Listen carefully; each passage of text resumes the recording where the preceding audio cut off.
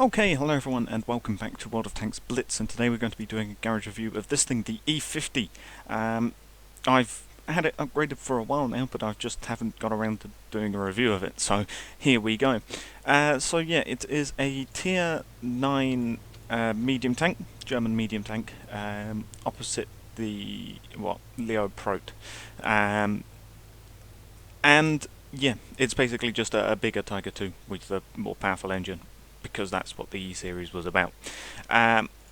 So starting off here, we have got 1700 HP, which is not using improved assembly. So 1700 HP, that's a fairly decent amount. 1749 for the T45A, which is including the improved assembly. Take that down, it's what's that, about 1650-ish. MX 30 ER1, yeah, same, about 1650-ish, and that's all of the medium tanks I have here.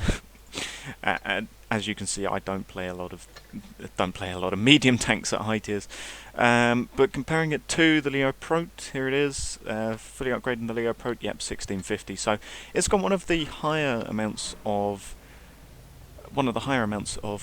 HP for tier 9 medium, which is very nice. As for the armour, very good, especially for a medium tank, especially at this tier when you're starting to get Cold War tanks in. With 194 frontal turret, sides and rears 84, not that great, but 156 frontal hull, 83 side and rear. Yeah, the armour, it's pretty decent, at least from the front. Side, it's not looking so good, especially sides of the turret, sides of the hull as well. You can sort of side scrape against other mediums if you're lucky, or perhaps light tanks, but even light tanks at this tier have still got pretty decent guns. So yeah, actually like side scraping and stuff, not good. But frontally, nearly 200 mil of the of armor frontally, and it is sloped at a very decent angle. The frontal turret, not so much, but then again, the frontal turret does have that 194. The frontal hull is only 156, but effective you're getting around like 200 mil. Obviously, big lower glacis is the weak spot. Same with all of these Tiger 2 variants, you know, E75, E75M, one tier below if I had it. The VK as well has also got a bit of a lower glacis there. And yeah, the lower glacis for the German tanks is always the problem, especially because the transmission is always here because of the front cogs there. So that's something to watch out for. Obviously, angling will do something about it, but even so, it's still very weak, which means if you are trying to sort of hull down in this tank, which can be done, if you are trying to, you've got to hide that lower glacis as much as you can. But overall, though, armor very good. The turret still not going to be as good as, you know, the Russians and the T55A, T54, those sorts of tanks. T62, I think, is the Russian tier 10. Yeah, it's 180, but then again, look at that rounding. Russian high tier turrets are always known for being pretty impenetrable. So the E50 not quite as impenetrable. Rather, there you go. But even so, still very good. Mobility-wise as well, pretty good, especially for a massive tank like this, which weighs 60 tons, but it does have a nearly 1000 horsepower engine. Has a very good hull traverse of 50 degrees per second. Turret traverse is not too good at 31.29, but still, it's alright. Power to weight 15.1 with a 32 kilometers per hour average speed. I mean, that's pretty good mobility, all things considering. Yeah, it's got comparable hull traverse to the T55A, which does weigh considerably less though, and does have a better power to weight ratio. Obviously, not going to be comparing to these sort of prototype post-war, early Cold War tanks where armor wasn't so much looked at. This is, of course, a German late war prototype design, so of course they're always going to be going about the armor. But even so, for a big tank like this, the mobility is still very, very good. I mean, the E75, yeah, 90 tons with a similarly horsepower engine, yeah, pretty terrible. But for a big medium tank, mobility wise, it's not too bad. it doesn't feel all too sluggish when you're driving it. Obviously, compared to again something like the Leo Prote, which has got power to weight of 21 tons. But at this tier, the armour and the mobility of this thing is pretty unmatched, even compared to something like a Pattern, with its 20 horsepower. But then again, 107 frontal hull, even with the upgraded turret, 107. Yeah, it weighs a lot, but that's because the armour is just fantastic for a medium. So yeah, mobility-wise, it's not the best, but then again, you can do worse. It really doesn't feel as sluggish as it may look on paper here. As for the guns, you've basically got a choice of two fully upgraded guns. You've got another clown gun. As we will know from the Panther at tier 7, you get the clown gun, which is the 75mm L100. You get basically the bigger version of that on the E50M, on the E50 here, which is an 88 clown gun, an 88 L100, come fucking Canon, which does have. Obviously, I've got the 105 on because that leads to the E50M, which also gets a 105. So I've got the 105 on compared to the 105 here. It does have slightly worse DPM, far better reload time, slightly better AP, but worse average damage. It's overall worse, really, apart from having a slightly faster reload time and 3 mils of extra pen. That's what you're getting here, with a 3.3 second aim time, 0.28 dispersion, which is laser-like accurate, 2400 DPM, 5.35 second reload time, which is not bad at all. 223 average pen, which is good. 261 with APCR, 44 with HE. 220 average damage. It is after all a 88. There's many of those in the game, so this damage 220, 190, 270 will be pretty standard. 8 degrees of gun depression, which is not bad, not the greatest. Better, it's not as good as that 10 degrees, which is what all tanks should aspire to have, but it's still fairly decent. But the 105 here is the gun that you're probably going to be wanting to mount. It does have better DPM. 2.6k, still with the laser-like accuracy and the very good aim time. Does get a bigger reload time, 7.86, but it does have 220 average pen still, 270 with APCR and 60 with HE, which is, as we can see, better than the premium and HE of the 88.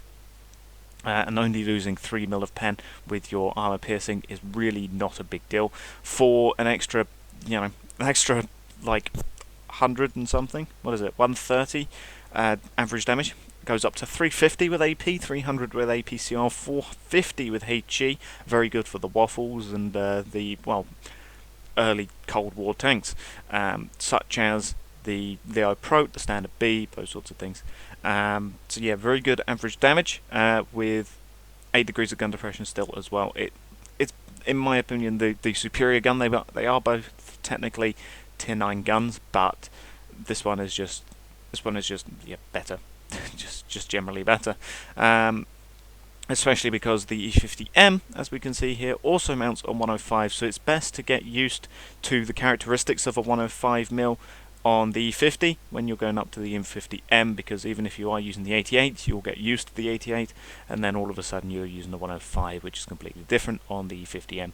So yeah, probably going to want to mount the 105. It's a very good gun. Overall, the tank is very good. It's very fun. It's a very different style of play compared to a lot of other mediums.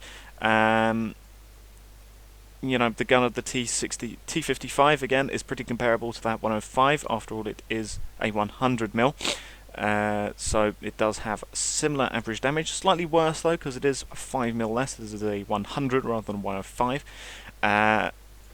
Does the ER1, that gets a 100mm, so again, 310 average damage, but it does get slightly better armor piercing. Actually firing on the move as well, not too bad with the E50. Not bad. Not bad firing on the move. Overall, very good armor. Mobility, it's a bit sluggish, but even so, it's still good enough mobility for a medium tank, and the armor as well is one of, if not the best, armored medium tanks at this tier. As for consumables, you've of course got your standard repair, first aid, fire, and then you've got your multi-purpose, which is those three rolled into one, and then you've got your adrenaline for your extra 20% to load speed, 10% chance damaging enemy vehicle modules, and then your engine power boost for 20% engine power, so you can go ahead and mount them as you want. I prefer to go with just the standard three, but if you want to change it up, you do have options. As for provisions, you've got your chocolate bar and your chocolate for 3 and 10% respectively to crew mastering. Got your standard and improved fuel for 3 and 10% respectively to engine power and turret reverse, and then you've got your protective kit, which is a whole load of good stuff, so you can go ahead and mount them as you wish. As for ammo, carries 48 rounds of total ammo, which is enough to get you through a battle. This is of 105mm ammo in the ammo ranks. So yeah, you do have enough ammo to see you through the battle. You can go ahead and mix and match those as you want. You're probably not going to use up all of this ammo anyway, so yeah, you can go ahead do that as is. Mix and match him. As for equipment, gun rammer, get that DPM up and the reload time down. You could go with calibrated shells, pushes you up to 231, but you're a medium. You can successfully flank most heavy tanks at this tier and tank destroyers, so getting to those weaker sides and rears, you don't really need the extra pen. You do have decent pen for this tier in terms of medium tanks anyway. 220 is probably a little bit on the low side, but even so, for a medium tank that's not meant to be brawling heavy tanks, you've got decent enough pen. So gun rammer's going to be more useful than the improved modules, because something that the E50 does very well is it can ram things very well. That's sort of what the E50's known for, I think. Whether it still is, I don't know, but that's what I always remember the E50 was known for at this tier, for being just a very good ramming medium tank. You can ram those lighter tier 8 mediums and do a lot of damage to them, because you've got a lot of armor. You've also got a lot of weight behind you, which means that your ramming damage will do a lot more than their ramming damage. So yeah, this thing is really good at ramming. So the improved modules, not only are you getting extra track, fuel tank and ammo and durability, but you are getting that 20% damage from ramming, which is going to be very useful, because yeah, you are just very good at ramming things. So yeah, improved modules. Coated optics as well, for the extra view range. You're not a tank destroyer. You could be with this gun, but it's not advised. You are a medium tank after all, so camonet, not so useful. You are a big target as well, so the extra camo that it's giving you, the 5% concealment when the tank is moving, really not too good. Coated optics is going to be far more beneficial for a medium tank like you. Enhanced gun lane drive, might as well get that aim time down from 3.6 to 3.3. It's just generally more useful. Supercharge, I mean, it's a bit of a toss-up with this skill. Supercharge is nice for the decrease in penetration and loss over distance, but I think enhanced gun lane drive is going to be more useful to you, just because aim time is always nice. Always nice to have aim time to hit those shots. Enhanced armor, one of the few medium tanks at this tier which will actually benefit from enhanced armor. So yeah, enhanced armor over improved assembly. I mean, you do get to over 1800 HP if you go with improved assembly, but enhanced armor, you've got very good armor for a medium tank. Getting an extra bonus to that is going to be far more useful for the enhanced armor, so I'd say go with that. Engine accelerator as well, get that pound of weight up to that above 15.1 pound of weight, and that also increases the engine power from 900 to 945, which yeah, all of this is going to be far more beneficial for you rather than just improved control, because you do have, without it, you've got a 48 degrees per second hold reverse, which is very good. So the extra hill climbing ability that the engine accelerator gives you, plus the passives to the hold reverse, engine power and average speed, is going to be far more useful. So engine accelerator is the way to go. Vertical stabilizers, definitely for firing on the move, gets it down an extra 3.3 seconds aim time, plus it helps you hit things on the move, which is very useful for a medium tank, especially at this tier, where you're going to be making a lot of shots on the move, circle, strafing, etc, flanking. You really don't need refined gun.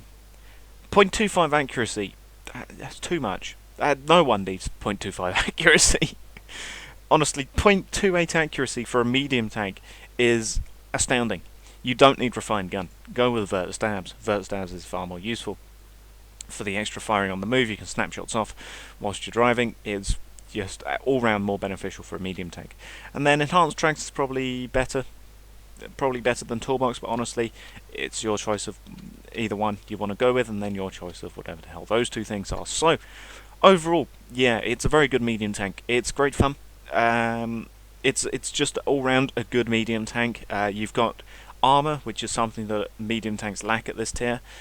You've got you're heavy. You can do a lot of ramming damage to other mediums and light tanks. You're fast enough to get around a decent amount of heavies and tank destroyers at this tier, especially when you're getting super heavies such as the Tortoise, the Malshan, the T95, even the lower tiers. All round, just good at circle strafing them. You've got you do decent damage for a medium tank as well. Just overall, a solid tank. And if you like sort of heavies, and you want a sort of heavy medium hybrid, this is good for you. So yeah, there you go. That is the E50. I'll thank you for watching, and goodbye.